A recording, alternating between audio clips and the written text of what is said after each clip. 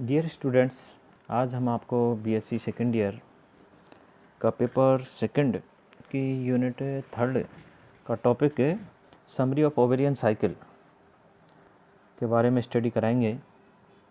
इस वीडियो से पूर्व में हम पिछले वीडियो में ओवेरियन साइकिल के बारे में डिटेल्स में स्टडी करा चुके हैं।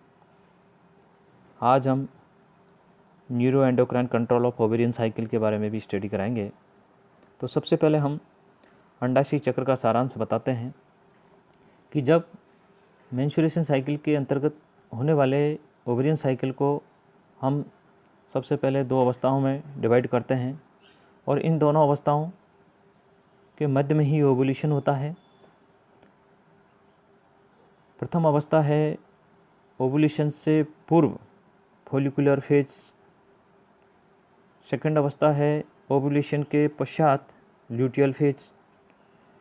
तो जो फॉलिकुलर फेज है जो कि ओवुलेशन से पूर्व होती है, इसके दौरान एक मैच्योरेटेड फॉलिकल व सेकेंडरी ओसाइट परिवर्तित होते हैं और जो ओवुलेशन के पश्चात ल्यूटियल फेज होती है उसके अंतर्गत ओवुलेशन से स्टार्ट होकर कार्पस ल्यूटियम के अपासन तक की क्रियाएं आती है।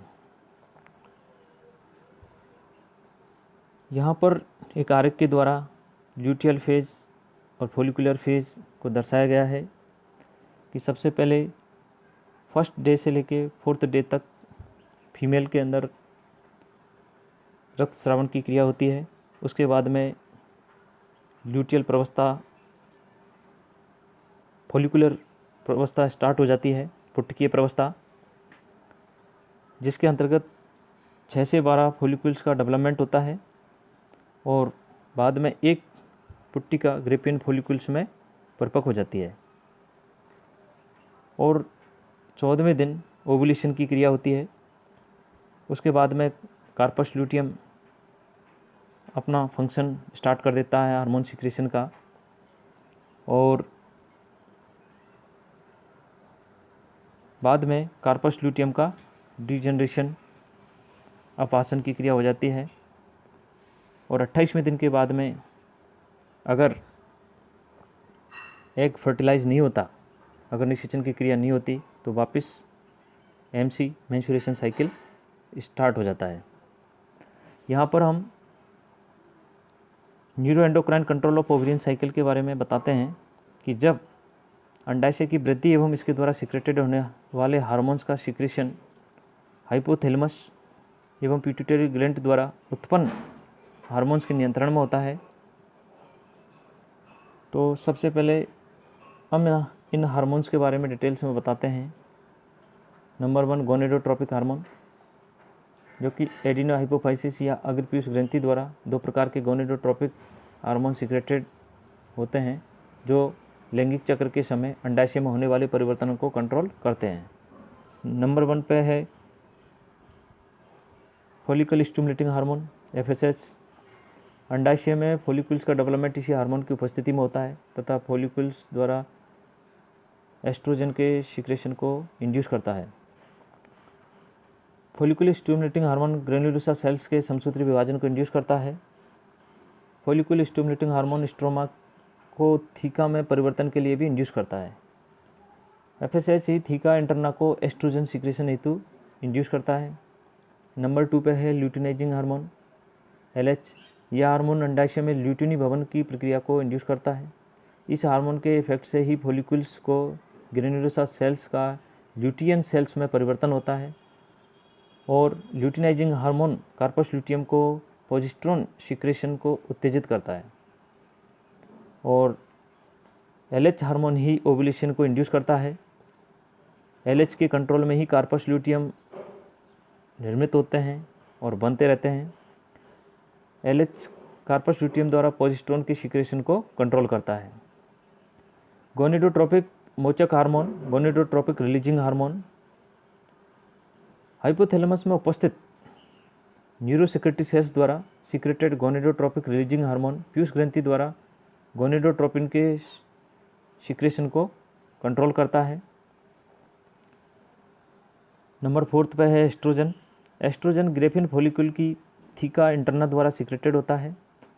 फॉलिक्यूल्स में इसकी सिक्रेशन ग्रेन्युलोसा सेल्स में एफएसएच के रिसेप्टर की संख्या में वृद्धि करता है एवं यह पॉजिटिव फीडबैक मैकेनिज्म के लिए रेस्पॉन्सिबल होता है। अग्रपीयूष ग्रंथि द्वारा सिक्रेटेड एफएसएच व एस्ट्रोजन दोनों ही कंबाइंड रूप से ग्रेन्युलोसा सेल्स के एलएच रिसेप्टर के विकास को इंड्यूस करते हैं। एलएच व एफएसएच के प्रभाव से ही फॉलिक्यूल सिक्रेशन बढ़ जाता है। एस्ट्रोजन व एलएच के सिक्रेशन के प्रभाव से ही फॉलिकल की थीका सेल्स का प्रचुरत भवन व सिक्रेशन भी इफेक्टेड होता है। एफएसएच अंडाशय को इंड्यूस करता है जिससे कि अंडाशय एस्ट्रोजन सिक्रेटेड करते हैं और एस्ट्रोजन व एफएसएच व एलएच सिक्रेशन को उत्तेजित करता है।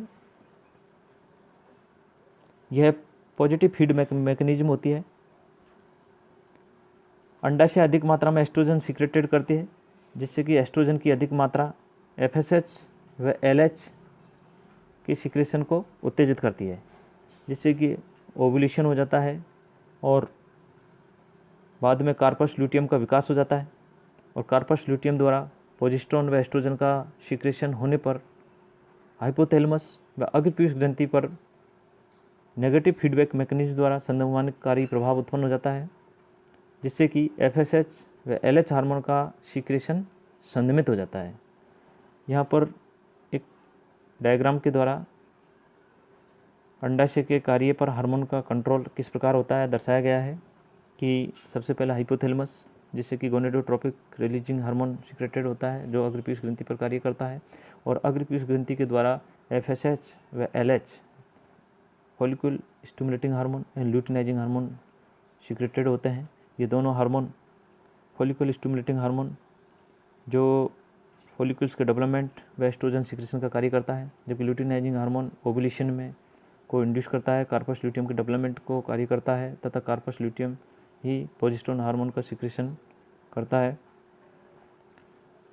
और जब ब्लड में अधिक मात्रा में प्रोजेस्टेरोन व एस्ट्रोजन हो जाता है और प्लाज्मा में जब एस्ट्रोजन की मात्रा भी ज़्यादा हो जाती है तो वापस हाइपोथैलेमस के द्वारा नेगेटिव फीडबैक मैकेनिज्म के द्वारा इसका कंट्रोल किया जाता है।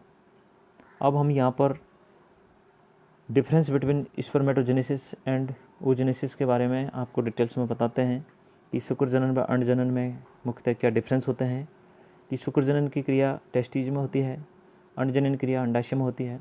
शुक्र जनन का निर्माण जीवन भर चलता रहता है जबकि अंडाणु जनन का निर्माण जन्म के समय ही होता है।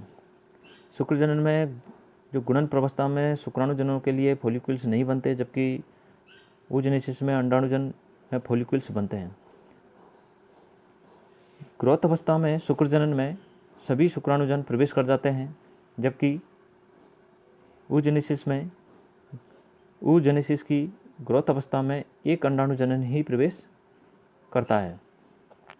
शुक्र जनन की ग्रोथ फेज में शुक्राणुजन कुछ पोषक पदार्थ संचित करते हैं पर पीतक का संश्लेषण नहीं होता जबकि अंड जनन की ग्रोथ प्रवस्था में अंडाणुजन में पोषक पदार्थ व पीतक होता है। शुक्र जनन में वृद्धि प्रवस्था को बांटा नहीं जाता जबकि अंड जनन में जो वृद्धि प्रवस्था है ग्रोथ फेज है उसको पूर्व पीतक जनन व पीतक जनन में बांटा गया है। शुक्र जनन में दोनों मैचुरेशन डिवीजन टेस्टिज में होते हैं जबकि अंड जनन में ये दोनों ही अंडाशय के बाहर पूरे होते हैं और सेकेंडरी डिवीजन कुछ में इनिशिएशन के पश्चात होता है। शुक्र जनन में प्रथम परिपक्व व सेकेंडरी परिपक्व विभाजन समान होते हैं जबकि अंड जनन में दोनों ही विभाजन असमान होते हैं।